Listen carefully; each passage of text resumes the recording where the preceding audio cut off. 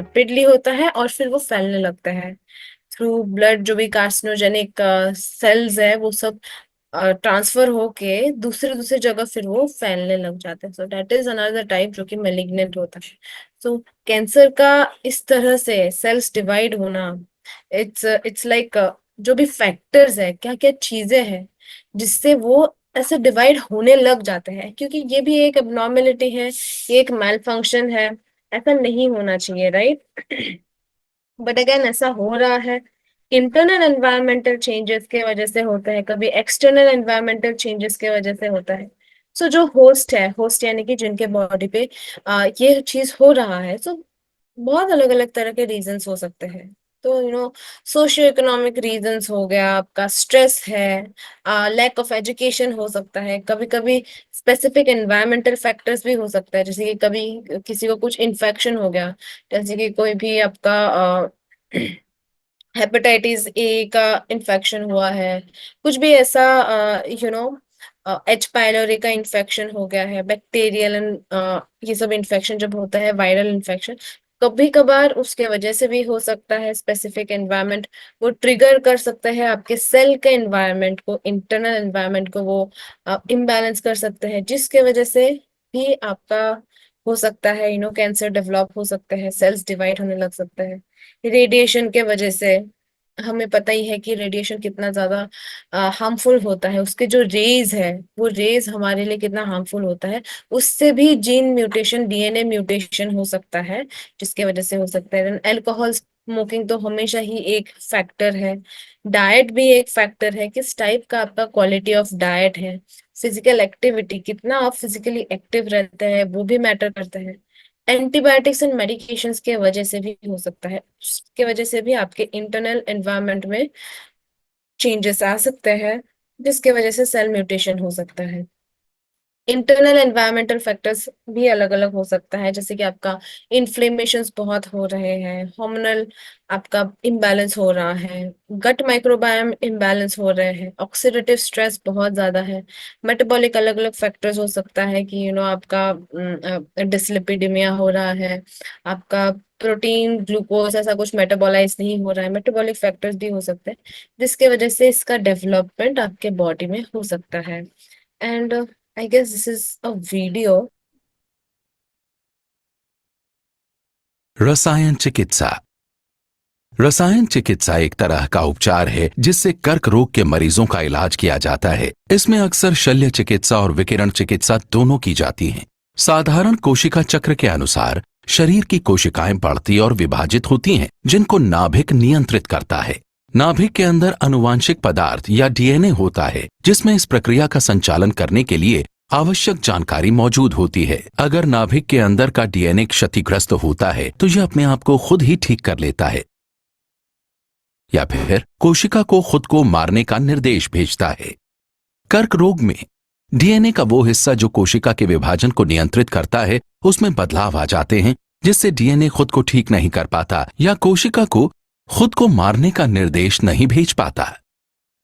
इस वजह से कोशिका अनियंत्रित रूप से बढ़ने और विभाजित होने लगती है और अपनी जैसी, जिसे कर्क कोशिकाएं कहते हैं, जो कि साधारण कोशिकाओं को जोड़कर ट्यूमर बनाती है।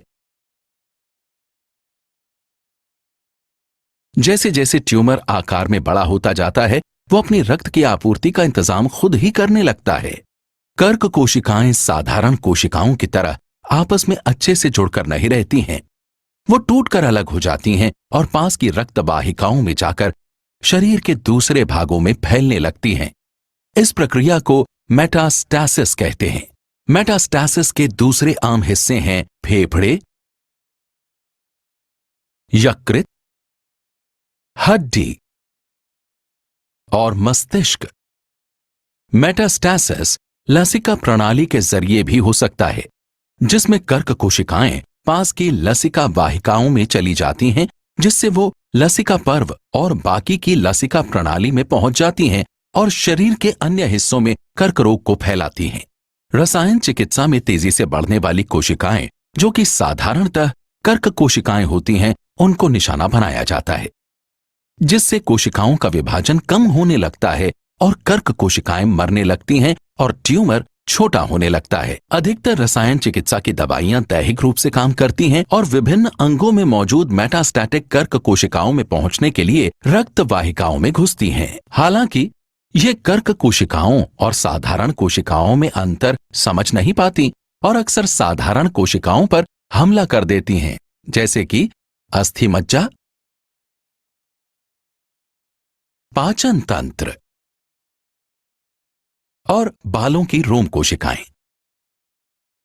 रसायन चिकित्सा के कुछ सामान्य दुष्प्रभाव हैं। 1. कमजोर प्रतिरक्षा तंत्र होने के कारण जल्दी जल्दी संक्रमण होना। दूसरा, दस्त। तीसरा, जी मिचलाना और भूख न लगना। चौथा, बालों का झड़ना। पांचवा, चोट लगना और रक्तहीनता। रसायन चिकित्सा का उद्देश्य होता है ट्यूमर वाले हिस्सों, साथ ही मेटास्टैसिस के अन्य हिस्सों में मौजूद कर्क कोशिकाओं को कम करना।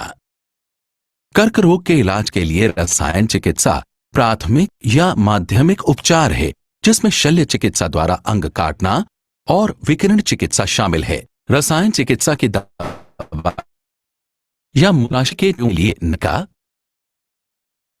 सीएसएफ में सुई लगाकर या ट्यूमर निकालने के बाद धीरे से घुलने के बाद वेफर के जरिए। रसायन चिकित्सा की दवाइयां अक्सर मिलाकर दी जाती हैं, जिससे उनका असर ज्यादा हो, और आमतौर पर यह कुछ हफ्तों या महीनों और उपचार चक्र के दौरान शरीर को ठीक करने में मदद करती हैं। साथ ही साथ ज्यादा से ज्यादा कर्क कोशिकाओं को खत्म करती हैं। तो रसायन चिकित्सा मेरी के इस वीडियो का यही मरीजों को आमतौर पर ये सलाह मेन दी जाती है। पहला, मीनिंग था कि किस तरह से कैंसर अगर आपके कोई भी एक पर्टिकुलर जगह में हुआ तो वो इजीली स्प्रेड हो सकता है, राइट। जैसे कि हमने देखा कि उसका जो सेल्स होता है, इस डायग्राम में भी आप देख सकते हैं, नॉर्मल सेल्स है, उसका म्यूटेशन होता है, फिर आपका कुछ क्रोमोसोमल होने लगता है, यानी कि में कुछ चेंज होता है जिसके वजह से जो है वो मल्टीप्लाई करने लगते हैं। एंड जैसे जैसे मल्टीप्लाई करते हैं तो सेल्स हमारा क्या होता है कि सिग्नल भी देते हैं कि जो जो यूजलेस सेल है, तो जो एक्स्ट्रा सेल है उसको फिर वो मारते जाते हैं, एपोप्टोसिस होता है, सेल डेथ। और वो सेल डेथ यहाँ पे रुक जाते हैं, वो डेथ नहीं होता है, वो बस मल्टीप्लाई होते जाते हैं, जिसको मेटास्टेसिस कहते हैं। और फिर वो जो ट्यूमर फॉर्म एक एक जगह पे इकट्ठा होके, अगर सेल्स इकट्ठा हो गए उसके बाद क्या होता है, वो एक ही जगह में नहीं रहता है, फिर वो दूसरे ब्लड सर्कुलेशन में जाके फिर दूसरे दूसरे जगह में ब्लड जहां जहां जा रहे हैं, आपका बोन्स आ गया, आपका पूरा गट है, आपका लिवर है, इन सब जगहों में जाके फिर वो वापस से कैंसर कॉजिंग सेल्स क्रिएट करते हैं एंड फिर वहां पे स्प्रेड होने लगता है। सो जो स्टेप वन है वो है आपका म्यूटेशन, यानी कि चेंजेस आना, जिसके वजह से जो कार्सिनोजेंस टॉक्सिन्स या तो हेरिडिटी फैक्टर के वजह से हो सकता है। नेक्स्ट इज आपका अनकंट्रोल सेल ग्रोथ होता है, यानी कि सेल डेथ नहीं होता है और बस मल्टीप्लाई करते जाते हैं।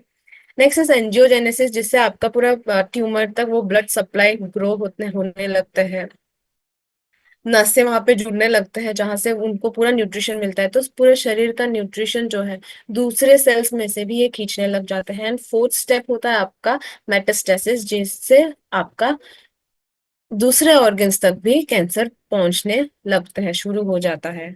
सो इट्स अ आपका अलग अलग टाइप के कैंसर्स हो सकते हैं, जैसे कार्सिनोमा फॉर्म होना। कार्सिनोमा बेसिकली आपके स्किन और ऑर्गन्स को अफेक्ट करते हैं। ये सारा अलग टाइप के कैंसर है, अलग जगह में जो कैंसर होता है उसको अलग नाम दिया जाता है। जैसे कि ब्रेस्ट और लंग कैंसर है वो कार्सिनोमास फॉर्म होता है। सार्कोमास होता है आपके जो बोन्स हो गया, मसल है, टिश्यूज है, उसको अफेक्ट करते हैं। ल्यूकीमिया आपका ब्लड कैंसर होता है, बोन मैरो कैंसर होता है, उसको बोलते हैं। लिम्फोमास आपका इम्यून सिस्टम को जो अफेक्ट करता है उसका होता है। Then brain and nervous system cancer भी होते हैं। सो ये अलग अलग तरह के कैंसर्स हो सकते हैं। एंड ग्लोबली अगर हम देखें, ये WHO का डेटा है कि 20 मिलियन न्यू केसेस, नए केसेस डायग्नोस होते हैं इन द ईयर 2022। 20 मिलियन नए केसेस कैंसर के डायग्नोस हुए हैं, जिसमें से 9.7 मिलियन जो है, यानी कि ऑलमोस्ट आधा जो लोग है ग्लोबली, 2022 में उनका कैंसर की वजह से डेथ भी हुआ है। 1 in 5 इंडिविजुअल्स जो है उसका बहुत ज्यादा रिस्क रहता है कि during their life time globally उनका कैंसर डेवलप होने का रिस्क ज्यादा है। एंड आजकल का अगर आप देखें, एनवायरमेंटल फैक्टर्स भी बहुत ज्यादा अफेक्ट करते हैं। एनवायरमेंट टॉक्सिसिटी हो गया आपका, फिर आपका बहुत ज्यादा यूसेज, जो भी आपका मेटल्स यूज होता है, खाने में कोई मेटल यूज हो रहा है, प्लास्टिक्स हो रहा है, एल्यूमिनियम हो रहा है, कार्सिनोजेंस जो है आपका, पेस्टिसाइड इंजेक्शन हो रहा है आपका, टॉक्सिन्स किसी ना किसी फॉर्म में आपके बॉडी के अंदर भी आ रहे हैं। एंड उस टॉक्सिन्स को फाइट करने के लिए, फॉर एग्जांपल अगर आपका इम्यून सिस्टम धीमा हो गया, अगर आपका गट प्रॉपरली फंक्शन नहीं कर पा रहे हैं, अगर आपका लिवर नहीं धीमा काम नहीं कर पा रहे हैं, तो क्या होगा, वो टॉक्सिन्स आपके बॉडी में जमा होता जाएगा और वही टॉक्सिन्स आपका अल्टीमेटली कैंसर कॉज करने का रीजन होता है। सो बेसिक क्या है कि किसी भी डिजीज से, यानी स्पेशली कैंसर जैसे डिजीज से बचने के लिए, ये आपके टॉक्सिन्स में से होता है। तो टॉक्सिन्स को बॉडी में से रेगुलर आपका फ्लश आउट करते रहना बहुत ज्यादा इंपॉर्टेंट होता है। इवन इंडिया का भी अगर हम देखें कि 1.4 million new cases every year, 1.4 million नए केसेस आ रहे हैं। जिनका है ऑलरेडी है वो तो चल रहा है, नए केसेस इतना ज्यादा बढ़ता हुआ आ रहा है। एंड आपके 9 में से 1 जन का रिस्क रहता है कि वो कैंसर डेवलप करने का। सो मेन में क्या होता है, ज्यादा से ज्यादा lung cancer, prostate cancer, stomach cancer, इसका रिस्क ज्यादा रहता है। वुमेन में similarly cervical cancer, ovarian cancer, breast cancer, उसका ज्यादा चांसेस रहते हैं होने का।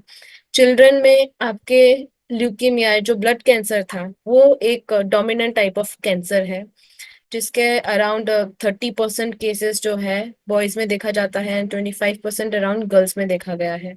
बच्चों में भी इवन कैंसर के रिस्क जो है, जो स्पेशली ब्लड कैंसर के रिस्क है, वो दिन ब दिन बढ़ता जा रहा है। तो इसका ट्रीटमेंट, जैसे ही कैंसर होता है, आप जैसे ही डॉक्टर के पास जाते हैं, सीधा ट्रीटमेंट क्या चालू होता है, या तो सर्जरी होता है अगर अर्ली स्टेज है, अगर ट्यूमर ज्यादा बड़ा नहीं है या तो स्प्रेड नहीं हुआ है। अर्ली स्टेज में आपका रिमूव करता है सर्जरी के थ्रू, नहीं तो आपका कीमोथेरेपी हो गया, ड्रग्स यूज करते हैं जिससे आपका उसका ग्रोथ स्लो डाउन हो या तो वो किल हो। बट अगेन, कीमोथेरेपी आपने लिया, आपका कैंसर सेल्स अगर कंप्लीटली बॉडी से निकल गए, हट गए, then there is a good chance कभी कभी वो वापस भी आ सकते हैं। क्योंकि मेन कॉज कैंसर का क्या हो रहा है, आपका इंटरनल हो रहा है, कुछ ना कुछ मेटाबॉलिक फैक्टर हो सकता है, तो दूसरे कुछ एनवायरमेंटल फैक्टर्स हो सकते हैं, टॉक्सिक चीजें जो है आपके बॉडी में है, जिसके वजह से ये चीज हो रहा है। तो इसीलिए कभी कभी कीमोथेरेपी के बाद भी वापस से कैंसर आ जाते हैं लोगों में, काफी टाइम ऐसा होता है। तो मेन क्या कॉज है कैंसर का, उस पे ध्यान देना इंपॉर्टेंट है। नेक्स्ट इज आपका इसका आपका साइड इफेक्ट्स भी होता है, जैसे कि नॉशियस फील करना, फटीग होना, खाना पीने का इच्छा ना होना, थकान ज्यादा होना, न्यूट्रिएंट डेफिशिएंसी हो जाना, तो ये सारा अलग आपके इसके साइड इफेक्ट्स रहते हैं। एंड रेडिएशन थेरेपी भी होता है। एक तो रेडिएशन से आपका कैंसर होता भी है, and उसके थेरेपी से, पर्टिकुलर थेरेपी से आपका कैंसर सेल्स डिस्ट्रॉय भी होता है। सो सिमिलरली इसका भी सिमिलर ही है कि जब तक आपका रूट कॉज जो है वो ट्रीट ना हो, तब तक आपका वापस से कैंसर सेल्स डेवलप होने का, आ जाने का चांसेस रहते हैं। तो ट्रीटमेंट्स कभी कभार वर्क कर जाते हैं किसी के लिए लाइफ लॉन्ग के लिए, बट कभी कभार उसका रिस्क जो है वो हमेशा ही रह जाता है, एक बार अगर डेवलप हो गया तो। पीएच लेवल्स ऑफ सेल कैसा होता है, नॉर्मल सेल्स में क्या होता है, जो ये सेल है इसका बाहर का जो आउटर मोस्ट जो आपका सराउंडिंग होता है, सो सेल के इनर मोस्ट सराउंडिंग आपका एसिडिक रहते हैं, थोड़ा सा हल्का सा, एंड आउटर मोस्ट जो है वो आपका एल्कलाइन रहते हैं, यानी कि उसका पीएच का डिफरेंस रहता है। कैंसर सेल में ये चीज उल्टा हो जाता है, इनर मोस्ट जो एनवायरनमेंट है, सेल के जो इंटीरियर है वो एल्कलाइन हो जाता है और बाहर वाला ज्यादा एसिडिक होने लग जाता है। तो ये भी एक नॉर्मल सेल से अलग कैंसर सेल का एक प्रॉपर्टी है, देखा गया है। तो again what is concerning is आपका जो पॉवर्टी है, सोशियो इकोनॉमिक जो जो कम लोअर इकोनॉमिक स्टेटस से आते हैं, अगर उनका ऐसा कुछ हुआ, so that is a very concerning thing, क्योंकि वो इतना हाई पेइंग जो थेरेपीज है उस सबको ना भी कर सकते हैं, जिसकी वजह से डेथ रेट्स इंक्रीज हो जाता है, क्योंकि उनको टाइमली ट्रीटमेंट जो है वो नहीं मिल रहा है, या तो अफोर्डेबल नहीं होता है, या तो डायग्नोस ही नहीं होता है। लैक ऑफ एजुकेशन, उनको पता ही नहीं है कि इस टाइम पे क्या करना चाहिए, क्या क्या सिम्टम्स है, तो ये सारा उनको आइडिया नहीं है। जो सर्विस है रूरल एरिया अर्बन एरिया में अलग अलग होता है, कभी कभी जेंडर बायस भी होता है, वुमेन जो है वो इतना ध्यान नहीं देते हैं, उनका कुछ भी अनकंफर्टेबल भी होंगे तो भी वो क्या होता है कि इतना ईगर नहीं होते है कि चलिए कुछ दिक्कत है ना, फिर चलते हैं, तो इतना इम्पोर्टेंस नहीं होता है, स्पेशली रूरल एरिया में ऐसा थोड़ा बहुत हो जाता है। या तो इग्नोरेंस, कि इग्नोर करते हैं, जो कि हम सबकी आदत रहती है। कुछ भी हो, अगर हम बोले कि हाँ ज्यादा 2-3 दिनों से ज्यादा एसिडिटी हो रहा है, हम इग्नोर करते हैं, हाँ ठीक है कुछ खा लिया होगा इसके वजह से। ऐसा नहीं है कि हम सोचे कि क्यों हो रहा है, क्या रीजन है, उसको अभी ट्रीट करें। नहीं, ठीक है, हम पेंटासिड ले लेंगे, एसिडिटी ठीक हो जाएगा, खाते रहेंगे फिर हम जो खा रहे हैं। हम ये नहीं सोचेंगे कि किस वजह से हो रहा है। हेडेक हो रहा है, आज आपको उठ के बहुत ज्यादा हेडेक हो रहा है, हम ये नहीं सोचते हैं कि क्यों हो रहा है, हमने क्या किया, क्या चेंज कर सकते हैं। बस होता है, इग्नोर कर लेते हैं, हाँ ठीक है होता ही है हेडेक सबको, हो गया होगा, शायद मैंने ज्यादा फोन देख लिया है, शायद कुछ हो गया। खुद से ही कुछ सोच के ना अपने मन को ऐसे ही बहला फुसला के फिर हम उसको ट्रीट करने नहीं जाते हैं कभी भी। इग्नोरेंस हम सब में होते हैं, वो एक फैक्टर काफी ज्यादा कंसर्निंग होता है।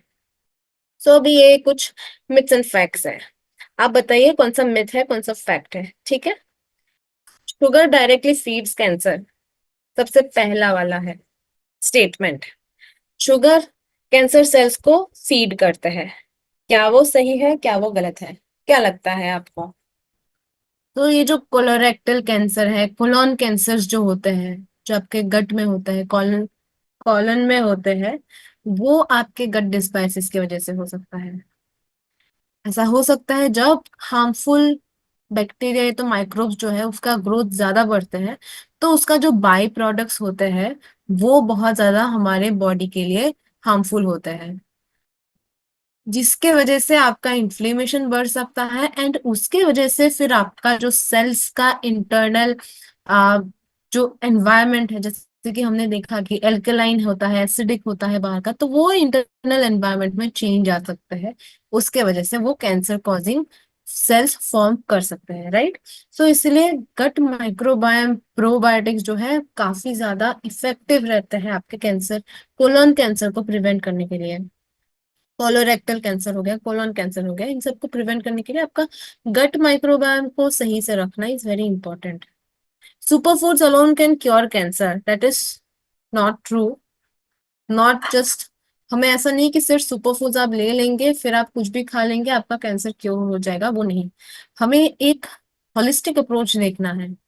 खाने पीने का तो ध्यान सबसे पहले रखना रखना है ही, बट अगेन अगर उस इंसान का, अगर उस पर्टिकुलर पर्सन का वेट ज्यादा है, उनका कोई दूसरा मेटाबॉलिक डिसऑर्डर है, उनका कुछ अंडरलाइंग और प्रॉब्लम्स है, इन्फेक्शंस है कुछ ऐसा, स्टेरॉइड्स एंड ऑल मेडिकेशंस में है, हार्मोनल इम्बैलेंस है, तो वो सब भी हमें ध्यान में रखना इम्पोर्टेंट होता है। सिर्फ आपने बोला कि आप बिल्कुल सुपर फूड्स ले लीजिए ना फिर आपका होगा कैंसर क्योर हो जाएगा, इट्स नॉट ऑलवेज ट्रू। सबका केसेस जो है वो अलग अलग हो सकता है। कैंसर जहां जहां है उनके भी केसेस अलग अलग हो सकता है, गट वाला अलग सिम्टम्स हो सकता है, प्रोस्टेट वाले अलग हो सकते हैं, ओरल कैंसर का अलग हो सकते हैं, राइट। उस हिसाब से हमें प्रॉब्लम्स को एड्रेस करना इंपॉर्टेंट होता है। एंड जेनेटिक्स ही नहीं है जो कि सिर्फ कैंसर के रिस्क को डिटरमाइन करते हैं, जैसे कि मैंने ऑलरेडी कहा कि एनवायरमेंटल फैक्टर्स हैं आपका, दूसरा एक्सटर्नल फैक्टर्स भी होते हैं दूसरे, जिसकी वजह से आपके कैंसर के रिस्क बढ़ सकता है। लाइफस्टाइल रिलेटेड फैक्टर्स हो गया, एंड पोर स्लीप की वजह से भी इवन हो सकता है, राइट। इट्स नॉट कि आप सिर्फ स्मोकिंग करते हैं, अल्कोहल लेते हैं इसके वजह से, प्रोसेस फूड, सिडेंटरी लाइफस्टाइल, पोर स्लीप इसके वजह से हो सकता है। एनवायरमेंटल में आपका वही है कि radiation, air pollution, chemical, pesticide, infection जैसे कि हेलिकोबैक्टर पाइलोरी, एच पाइलोरी, जिससे आपका स्टमक अल्सर फॉर्म होता है, इसके वजह से हो सकता है हेपेटाइटिस बी, सी। तो ये सारे वायरसेस के वजह से भी आपका हो सकता है risk factor. Biological and genetic तो हमेशा एक रहते हैं कि हिस्ट्री में है तो फिर शायद वो जीन पास हुआ हो, जिसके वजह से आपका चांसेस ज्यादा बढ़ जाता है। एजिंग है, हार्मोनल चेंजेस है, वीक इम्यूनिटी है, तो ये सारे अलग अलग रिस्क फैक्टर्स हैं। सो न्यूट्रिशन का यहाँ पे क्या काम आता है? न्यूट्रिशन का सबसे ज्यादा काम आता है। क्यों? क्योंकि आपके बॉडी ही है जो ये क्रिएट कर रहे हैं इम्बैलेंस, या तो जो भी आपका मेल फंक्शन है, एंड आपका बॉडी ही है जो आपका ठीक कर पाएगा। सो इस बॉडी को आप कैसे, क्या क्या चीजें इनपुट में देंगे, वैसा वो आउटपुट देगा, राइट? Intermittent fasting. अभी जब हमारा फास्टिंग विंडो रहता है ना, एटलीस्ट मिनिमम तो 12 आवर्स का होना चाहिए, but again 14 hours, 16 hours, 18 hours, जैसे जैसे आपको कंफर्टेबल हो वैसे वैसे आप कर सकते हैं। फास्टिंग से क्या होता है, आपका पूरे बॉडी का जो एक्सेस चीजें हैं, जो टॉक्सिन्स है, ये सब कुछ आपका बॉडी जो है मेटाबोलाइज करके फ्लश आउट करने में बॉडी को टाइम मिलता है। कुछ अगर बिगड़ा है, जैसे कि आपका एबनॉर्मल सेल्स फॉर्म हो रहे हैं, तो उसको मारने में वो इम्यून सेल्स जो है ये फास्टिंग पीरियड में ज्यादा से ज्यादा प्रोड्यूस होते हैं, तो वो उसको फिर किल करने में वो चीज हेल्प करते हैं। जब आप कंटिन्यूअस खाते रहते हैं, आपका पूरा बॉडी का फोकस, एनर्जी, सब कुछ ध्यान जो है वो सिर्फ उसको पचाने में लग जाता है। बाकी कहीं सेल ग्रो हो रहा है, कहीं कुछ इम्यून का डिसफंक्शन है, कहीं कुछ दिक्कत है, वो सब बॉडी को देखने में टाइम ही नहीं मिलता है। आपका बॉडी हील भी नहीं होता है, ना रिपेयर होता है, ना रीबैलेंस होता है। तो टॉक्सिन्स जो है वो इकट्ठा बस होते जाते हैं, क्योंकि आजकल खाना भी तो ऐसा नहीं खा रहे कि एकदम पोषण वाला है, बिल्कुल ऑर्गेनिक वाला है, एंड एनवायरनमेंट भी ऐसा नहीं है बिल्कुल टॉक्सिन फ्री, राइट? तो इंटरमिटेंट फास्टिंग विंडो रखना इसलिए बहुत इंपॉर्टेंट है। मिनिमम आप 12 आवर्स रख सकते हैं, मैक्सिमम आप 18 आवर्स तक रख सकते हैं, और वो 18 आवर्स जाना भी बहुत डिफिकल्ट होता है। सो मैं ये नहीं बोलूंगी कि आप सीधा 18 आवर्स का फास्टिंग पीरियड रख ले, बट अगेन आप वीकेंड्स में भी कर सकते हैं। जिस दिनों में आपको ऐसा लगता है कि मेरा ओवर कंजम्पशन होता है, उस टाइम पे आप ये इंटरमीडिएट फास्टिंग कर लिया कीजिए, which is always good. You know full fast कर सकते हैं, फुल डे फास्ट अगर आप कर सकते हैं महीने में 1-2 बार, वो चीज भी अच्छा होता है। फास्टिंग आपके बॉडी को टाइम मिलता है रिपेयर करने को, which is very important. Next is a high fibre food. जैसे कि मैंने कहा, डिटॉक्सिफिकेशन एंड गट हेल्थ सही रखना is very important. Specially fibres से क्या होता है, आपका गुड बैक्टीरिया का इंक्रीज होता है ना उससे। जब वो फाइबर्स डाइजेस्ट करता है गुड बैक्टीरिया, उससे जो भी फॉर्म होता है आपका short chain fatty acids and all हो गया, वो आपके कैंसर को प्रिवेंट करने में मदद करते हैं। उसमें कैंसर प्रिवेंशन जो है उसका प्रॉपर्टीज होता है। Cell growth inhibition, cell growth को रोकने वाला, अगर एबनॉर्मल ग्रोथ हो रहा है तो उसको रोकने वाले उसमें प्रॉपर्टीज रहते हैं। So high fibre is always good. आपके गट के लिए अच्छा है, आपके डिटॉक्सिफिकेशन में भी मदद करते हैं। Avoiding alcohol and smoking tobacco, वो तो हमेशा ही रेकमेंडेड है। एंड ऑल्सो हाइड्रेशन, क्योंकि आपके टॉक्सिन्स फ्लश होने के लिए जो भी वाटर सोल्यूबल जो टॉक्सिन्स होते हैं, मोस्टली आपका उसी वाटर के साथ मिलके ही आपका बाहर जाएगा। अगर बॉडी में वाटर की ही कमी है तो वो टॉक्सिन्स कहीं ना कहीं जाके इकट्ठा हो जाते हैं। तो इसलिए फ्लश आउट करते रहना बॉडी को इंटरनली इज वेरी इंपॉर्टेंट। उसके लिए हाइड्रेशन, प्रॉपर मिनरल वाले हाइड्रेटेड फ्लूइड्स लेना इंपॉर्टेंट है।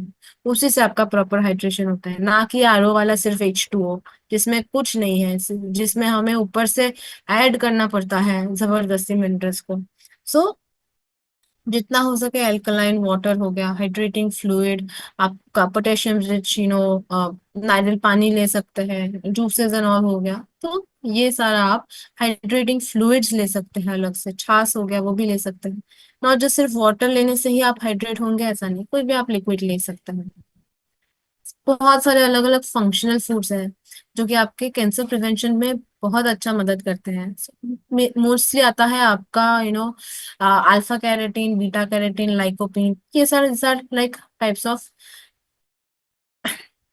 आपका मल्टी कैरेटीन जो है, जो आपका एंटीऑक्सीडेंट रिच होता है, yellow, orange, dark green vegetables में पाया जाते हैं।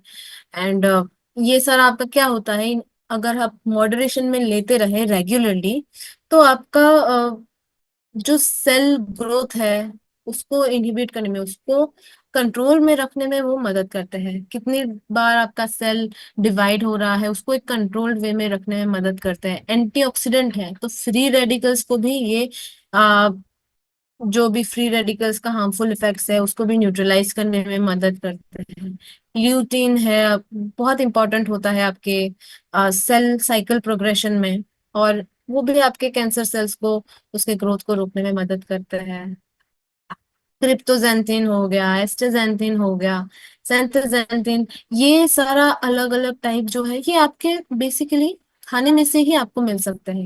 एंटीऑक्सीडेंट रिच फूड्स जो है जितना हो सके इसलिए खाने का हमारा रिकमेंडेशन होता है। एंटी इंफ्लेमेटरी डाइट जो है दैट इज वेरी इंपॉर्टेंट, बहुत ज्यादा इफेक्टिव होता है, बहुत पावरफुल होता है। तो ये अलग अलग टाइप ऑफ आप plant based vegetables and fruits लेते रहिए इन अ रेगुलर डाइट। प्रोबायोटिक्स भी ऐड कीजिए, बहुत इंपॉर्टेंट है। देन आपका फाइटो एस्ट्रोजन रिच फूड जैसे कि सोया हो गया, ये सब भी आप ले सकते हैं। इससे भी आपका एंटी कैंसर इससे इफेक्ट मिलते हैं। फाइबर्स हो गया, ओमेगा 3 है जो आपका हाई कोलेस्ट्रॉल की वजह से colon and prostate cancer and breast cancer उसका रिस्क बढ़ जाता है। फिर कोलेस्ट्रॉल जितना मैनेज रहेंगे उतना आपका कैंसर का भी रिस्क जो है वो मैनेज रहते हैं। So anti cancer super foods, anti inflammatory food, antioxidant rich food, dark green leafy vegetables, vitamin C rich food, healthy fats and nuts, ये सारा एटलीस्ट 4-5 चीजें हैं जो आपके रेगुलर बेसिस पे डाइट में होना ही होना चाहिए if you want to be safe. अगर आपके बॉडी को सेफ रखना है, कैंसर फ्री रखना है, ये 4-5 चीजें हैं जो आपको आपके डाइट में रखना ही रखना है। अलोंग विद दिस आपका फिजिकल एक्टिविटी होना भी उतना ही इम्पोर्टेंट है, लाइफस्टाइल मैनेजमेंट उतना ही इम्पोर्टेंट है। स्ट्रेस को जितना हो सके रिड्यूस करके रखिए। एंड कुछ सप्लीमेंट्स भी है जो आपको मदद कर सकते हैं। Now guess the supplement. हाँ, मैं आपको यहाँ पे हिंट दे रही हूँ एंड आपको सप्लीमेंट गेस करना है कि कौन सा है। सो ये आप पढ़ सकते हैं ना, I help rebuild repair when cancer treatment makes a person weak, I help their strength return to peak, I fight fatigue and restore energy. So ये कौन सा आपका न्यूट्रिएंट है जो रीबिल्ड करने में मदद करते हैं, रिपेयर करने में मदद करते हैं, कैंसर ट्रीटमेंट में भी इवन ये बहुत ही ज्यादा इफेक्टिव होता है। जो कैंसर ट्रीटमेंट की वजह से थकान होती है, आपका वीकनेस आ जाता है, उसको भी ये रिस्टोर करने में मदद करता है। आपका आंसर है प्रोटीन। आपका क्या करता है प्रोटीन में? अगेन, ट्रीटमेंट के दौरान ना प्रोटीन का लॉस होना यानी कि मसल लॉस बहुत ज्यादा होता है। किसी का भी अगर बॉडी में कुछ भी दिक्कत आ रही ना, मसल लॉस उससे बहुत ज्यादा होता है। सो इट्स वेरी इंपॉर्टेंट कि प्रोटीन का हम डोसेज भी बढ़ा दें। तो कोई भी अगर कैंसर पेशेंट का ट्रीटमेंट चल रहा है ना, उनका जो नॉर्मल रिकमेंडेशन हमारा होता है कि 0.8 to 1 ग्राम, उनका उससे ज्यादा हो जाता है। 1.2 to 1.5 ग्राम्स प्रोटीन पर केजी बॉडी वेट देते हैं ताकि उनका हील हो पाए, मसल लॉस प्रिवेंट हो एंड रिकवरी अच्छे से हो। सो प्रोटीन बहुत ज्यादा इफेक्टिव होता है ट्रीटमेंट में, आप रिकमेंड कर सकते हैं इसको भी। नेक्स्ट आपका क्लू ये है, बताइए ये कौन सा न्यूट्रिशन है? My fats are healthy, don't be scared, I reduce the growth of tumour and keep your heart strong, with my health the cancer may be risk में decrease. Ma'am omega 3। Clear clue था, yes, omega 3 fatty acid. Even इसका भी एक clinical study हुआ है, clinical oncology journal में published है कि हायर ओमेगा 3 जब आप लेते हैं ना तो बेटर ट्रीटमेंट रिस्पॉन्स भी रहते हैं।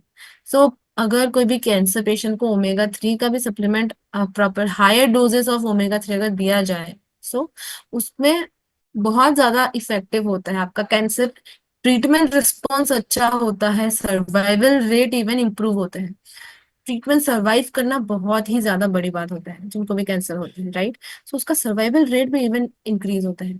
सो इट, अगर किसी को नहीं भी है तो कैंसर प्रिवेंशन में भी ये मदद करते हैं। जैसे कि मैंने कहा इसको, आपका हार्ट हो गया, आपका कोलेस्ट्रॉल लेवल्स हो गए, इन सबको सही रखने में मदद करते हैं। सो इट्स वेरी इंपॉर्टेंट कि आपका गुड डोसेज ऑफ ओमेगा 3 भी डेली आपके मील्स में रहे। नेक्स्ट क्लू ये रहा, packed with colours, vibrant and bright antioxidants help you fight and shield your cells, keep them strong for a cancer free life। कमला, कौन सा सप्लीमेंट है ये? Concentrated fruits and vegetables. अरे वाह आज लक्ष्मी मैम, आप you're on फायर। सब answer आप बिल्कुल करेक्ट गेस कर रहे हैं। That is absolutely right. Fruits and vegetables, जैसे कि मैंने कहा, फाइबर्स होते हैं, एंटीऑक्सीडेंट्स होते हैं, कैंसर के फाइटिंग कंपाउंड्स होते हैं। सो ये आपके ट्रीटमेंट में उसके रिस्क को रिड्यूस करने में भी मदद करते हैं। इम्यून सेल्स को इंक्रीज करते हैं, प्रोटेक्ट करते हैं। डाइवर्स एंड कलरफुल जो भी फ्रूट्स एंड वेजिटेबल्स है वो अपने डाइट में डेली बेसिस में रखना बहुत इंपॉर्टेंट है। इसमें आपका फ्लेवोनॉइड्स, कैरोटीनॉइड्स, पॉलीफेनॉल्स, ये सारा रहते हैं ना, फाइटोन्यूट्रिएंट्स, जो कि आपके कैंसर कॉजिंग चीजों को फाइट करते हैं, बॉडी को इम्यूनिटी प्रोवाइड करते हैं एंड सेफ रखते हैं। सो ये भी आप साथ में रख सकते हैं। This is the last, I guess, clue. I am the power combo, essential and strong, filling the gaps where nutrients belong, fighting cancer and boosting immunity। I support your health with complete unity। ये कौन सा supplement है? Ma'am Delhi. Helmec D plus Calmec D plus K2 plus K2। Okay, let's see ये क्या है। So yes, ये भी answer आपका सही है। कैलमेक डी है एंड ऑल्सो डी भी है इसमें, डेली भी है। तो हाँ, सारा ही आंसर सही है जिन्होंने भी बोला है। Vitamin C very potent antioxidant होता है जो कि कैंसर के रिस्क को प्रिवेंट करते हैं। विटामिन डी इंपॉर्टेंट है इम्यून फंक्शन और सेल ग्रोथ को रेगुलेट करने में। तो अगर adequate amount of vitamin D भी ना हो तो भी आपका सेल ग्रोथ का रेगुलेशन नहीं रहते हैं, which is a cause for cancer, right. Vitamin E and selenium दोनों ही एंटीऑक्सीडेंट है एंड दोनों ही कैंसर के रिस्क से प्रोटेक्ट करके रखते हैं बॉडी को। बी कॉम्प्लेक्स क्यों इंपॉर्टेंट है? क्योंकि डीएनए रिपेयर, जो कि आपका मेन इशू होते हैं कैंसर में, डीएनए म्यूटेशन, वो जब रिपेयर नहीं होते तब वो म्यूटेट हो जाते हैं। तो B complex is important to support your DNA, immune function, cell metabolism. So ये तीनों का कॉम्बो भी काफी पावरफुल होता है एंड इसमें जितने भी न्यूट्रिएंट्स है वो सारा आपके डेली कंप्लीट हो, उसका डोसेज रहे, that is also very important. इसके अलावा आपका CoQ10 है, वो भी एक एंटीऑक्सीडेंट है, ये भी आप इंक्लूड कर सकते हैं। मिल्क थिसल आपके लिवर को आपका प्रोटेक्ट करते हैं, राइट। आपका अगर लिवर 100% फंक्शनिंग है देन आपको कभी भी जीवन में कैंसर का रिस्क होगा ही नहीं। This is a published research, वो बताते हैं। तो लिवर बहुत कुछ पूरे बॉडी को आपका सपोर्ट करता है, संभाल के रखता है। तो लिवर को इसीलिए जितना हो सके अपने तरफ से 100% ऑप्टिमल फंक्शन हो उसका, वो हमें ट्राई करना चाहिए। तो लिवर पे एक भी आंच ना आए उसके लिए हमेशा प्रोटेक्ट करके, भले ही आप कितना भी हेल्दी क्यों ना खा रहे हो, स्टिल उसको प्रोटेक्ट करके रखना इज वेरी इंपॉर्टेंट। हर्बल आपका वसाखा भी आप ले सकते हैं, it is also good for your lung. Lung cancer का रिस्क नहीं होता है, रेस्पिरेटरी हेल्थ के लिए अच्छा है। ये सारा एडेड बेनिफिट्स वाला है। So precaution is always better. Hygiene and sanitation maintain कीजिए, मसाज कीजिए, सेल स्ट्रक्चर को सही रखते हैं, टोन्ड रखते हैं। Enough sleep is important.